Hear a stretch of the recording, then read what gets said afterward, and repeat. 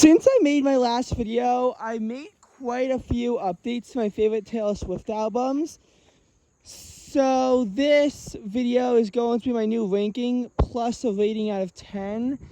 And as much as I would love to have these videos edited because that would look really cool if they did, I don't think that's going to work for an iPhone recording, so I'll have to see when I can get new equipment. Moving on. We are going to go from favorite to least favorite as we rate these out of 10. This way you can see what I assign each album to out of 10. And starting off, we have my favorite album, which is obviously 1989. Nothing on that front has changed. I'm still really excited for the Taylor's version to come out. That is actually, we're down to just a 7-week wait at this point for the Taylor's version of 1989. Where we're gonna have 5 new songs. Now, 1989 has a deluxe edition, which is really known for the song New Romantics. That is an amazing song, and part of why 1989 is my favorite album is because it's such an amazing song that could easily be my favorite and one of the albums closest to the bottom of the list is put at a lower rank in 1989 because there's just so many songs that are better. Like 1989 never ceases to amaze me. Like 1989 really just like never does cease to amaze you with the powerfulness, because you have Welcome to New York to kick off the album, and then Blank Space Style, Out of the Woods, All You Do Is Stay, Shake It Off, I Wish You Would, Bad Blood, and then Wildest Dreams.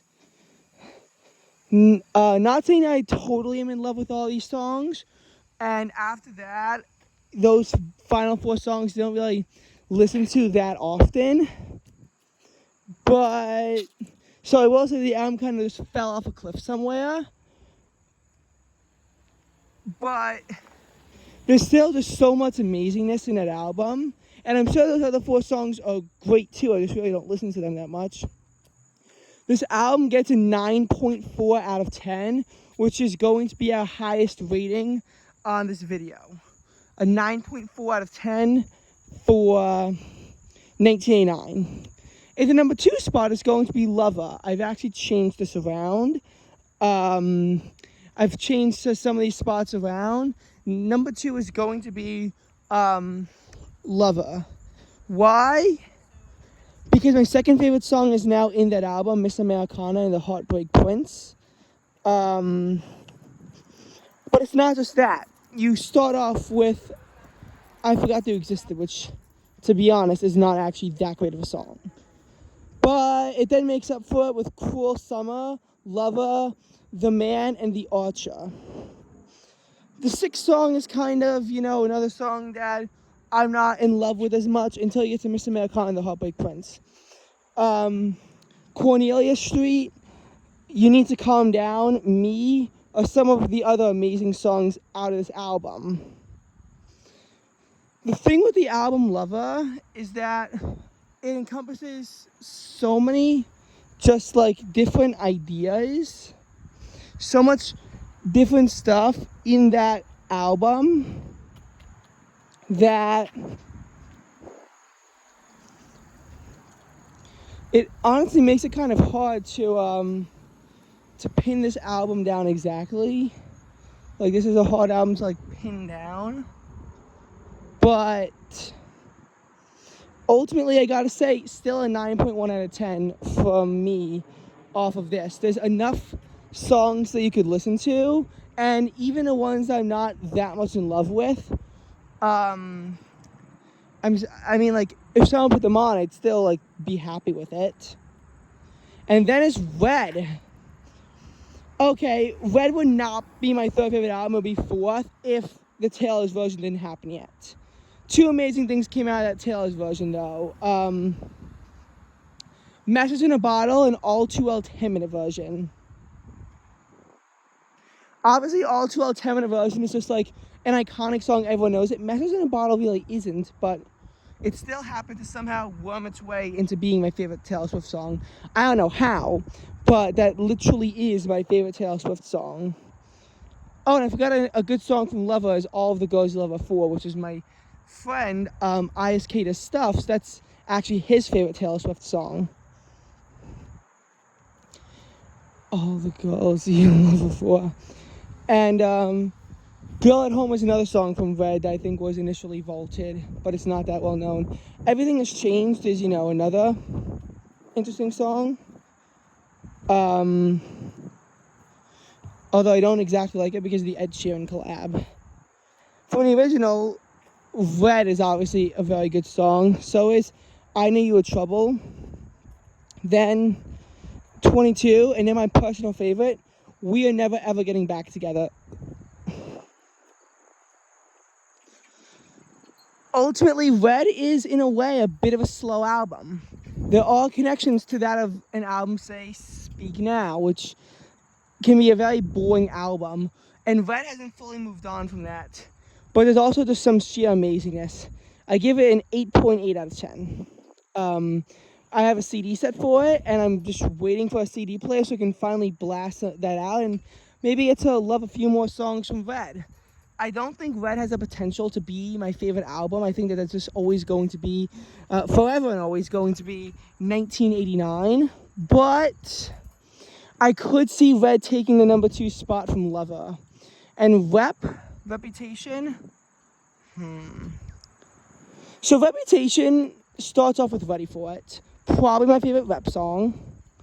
Then it goes Endgame, which I love, if not for that Ed Sheeran collab. Again, not a huge fan of Ed Sheeran. I actually don't like him. Then is I Did Something Bad, then Don't Blame Me, and then Delicate. Delicate is a favorite track 5, by the way. Then is Look What You Made Me Do, which seemed to be the epiphany point where it's literally Taylor screaming at you. From there, the album calms down a little bit. In some of the other songs, some other good songs include Getaway Car and King of My Heart. And some of the other, and a lot of the other songs are pretty good too. Just like, again, not the songs that I listen to like 24/7, the same way, not the songs that I'm like obsessed with. The same way those songs are. Reputation is a very good album. I give it an 8.5 out of 10. I'm just saying that, it could be better. In the number 5 spot is going to be Fearless, but we do have a bit of a drop-off in the ratings after this point. Fearless really can't compete with those other 3 albums, and honestly, I think I gave way too much space in between those albums to begin with. Because the gap you're going to see on Fearless is actually not that much different, but I'm telling you, Red, Lover, Reputation took so much time to sort those out, whereas this, it's just like, it's always been number 5, Fearless. What are some good songs from Fearless? Love Story and You Belong With Me and Fearless are obviously some of the most popular ones, though personally, in my opinion, Fearless is a little bit less than most Swifties.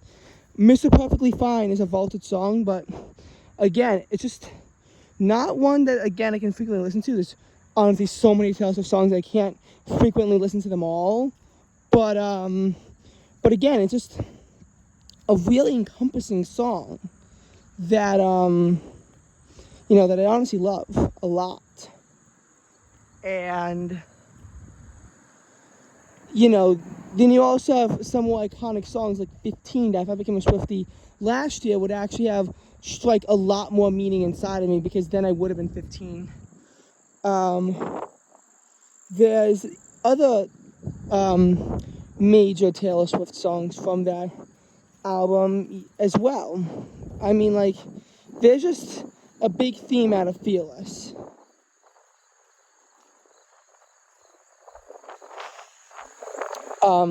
And ultimately, I give Fearless, I've been debating if I want to give an 8.0 or an 8.1 out of 10, so I'll make an exception to my normal 10th rule and say I'll give it an 8.05 out of 10, because I've been flip-flopping between those two for a bit, and I didn't want to have to ultimately make a decision between one or the other. So, again, still a Swiftie because I give 5 albums above an 8 star, and I rate harshly. You should know that by now. I do rate very harshly, and I'm giving 5 albums above an 8 star. I very rarely give things above 8 stars.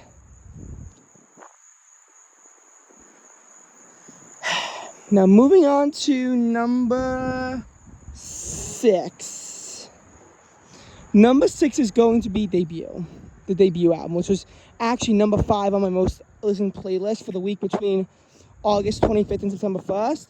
But that's because of one reason should have said no, which I used to be addicted to. I still like it, but I'm not quite as addicted to it as I, once was, like about a week and a half ago. Other good songs include Tim McGraw, though honestly that song is beginning to slowly fade away from me. Teardrops on my guitar.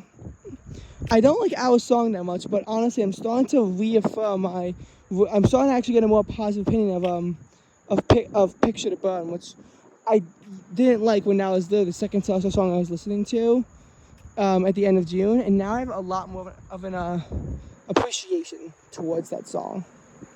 So that's Debut.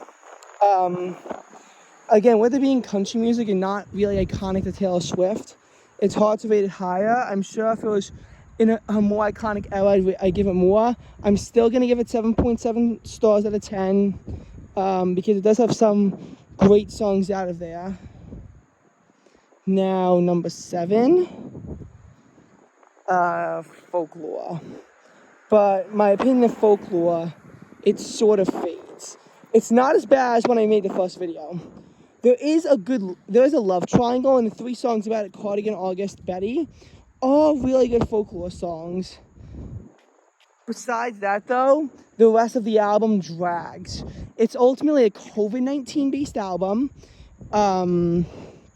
where it really fades out of iconic era because Folklore, along with Evermore, were not exactly meant to be performed in a concert. I mean, they were in the end, but it was hard to do that.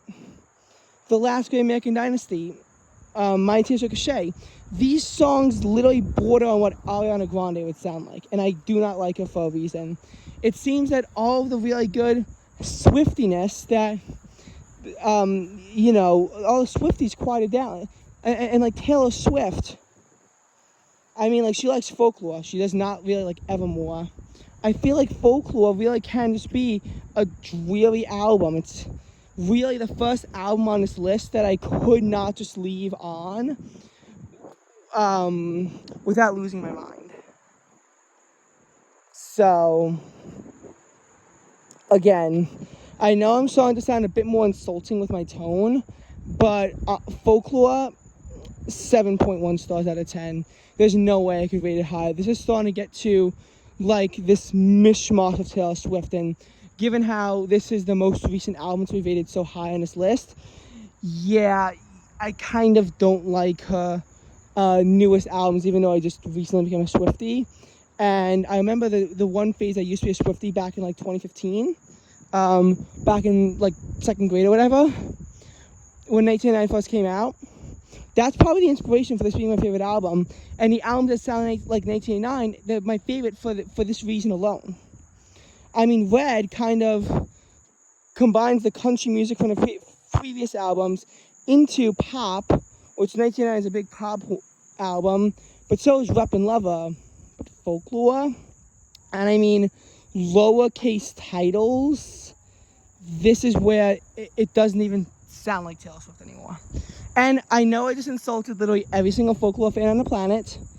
I know I insulted like every single Folklore fan on the planet, because what I said about the album was brutal. But it has enough of a theme around it with that love triangle to at the very least put it number 7 and bring it over the 7-star mark. So that does mean that, yes, I'm a Swiftie and I'm putting 3 albums below 7 stars. I know I'm offending people. And number 8 is going to be Evermore. Why would I put an album that I think is even more dreary than Folklore so high? Well, first of all, it's lower than that. Second of all, it's 2 songs. No Buy, No Crime, which features Haim, which actually includes Estee, who is mentioned in the song, and Willow. Willow is a very iconic song that, to be honest, belongs in Lover. I know I'm going to insult every single Evermore fan on the planet, but Willow is too good to belong in Evermore and screams more of a song that you'd find in Lover. Let's be honest, it is. And with Cruel Summer and all the Goes Lover 4 added to Lover, there's really no reason why this had to be in Evermore, but it does bring the album up. But again, a very slow, dreary, COVID-19 based Ariana Grande style sounding album. 6.8 stars out of 10. And number 9 is Speak Now, but it's very close. Better Than Revenge is honestly a pretty good song. So is Enchanted and Speak Now. But even songs like Mine and Long Live, that I sort of like, I'm only forcing myself to because of what I've said about Speak Now in the past. And honestly, this album is starting to fade even faster. Like, there's a reason why I don't like Speak Now. I don't like Speak Now because it's just like in this weird crossroads. It's trying to be, I guess, a mix between Fearless and Red in a way, but it's failed massively at doing so. I know I'm insulting a lot of Speak Now fans, especially because the new Taylor version did just come out, and also the fact that it's Taylor Swift's only originally written album, so I should have more respect for it than I do. But it just didn't come out the way that it should have. And honestly, it's an album that was once so boring I fell asleep to it once. 6.7 stars out of 10. And Midnight.